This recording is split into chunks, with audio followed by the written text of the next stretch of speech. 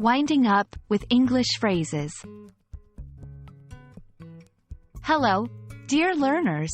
Today, we're diving into a common English phrase that you might have come across, wind up. But what does it really mean? Let's unravel this together.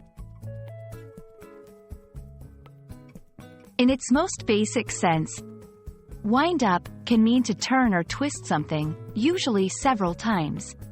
For example, I need to wind up my watch. Here, it means to turn the knob of a watch so it keeps time. Can you wind up this toy for me? In this context, it refers to twisting a key or knob on a toy to make it move.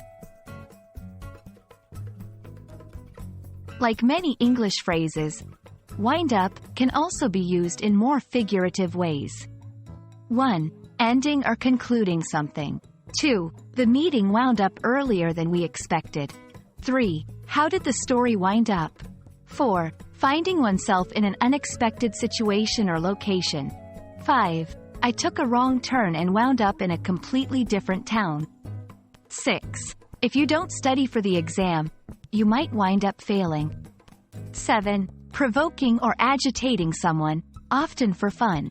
8. Don't wind up your sister. She's already in a bad mood. 9. He likes to wind people up with his controversial statements. When using the phrase, wind up, context is key. It's important to be aware of the situation you're in and the message you're trying to convey. Always remember, when discussing objects like watches or toys, it usually has a literal meaning. When talking about events, situations, or reactions, it often has a figurative meaning. Understanding phrases like wind up can truly enhance your English fluency. I hope this video has cleared up any confusion you had about this phrase.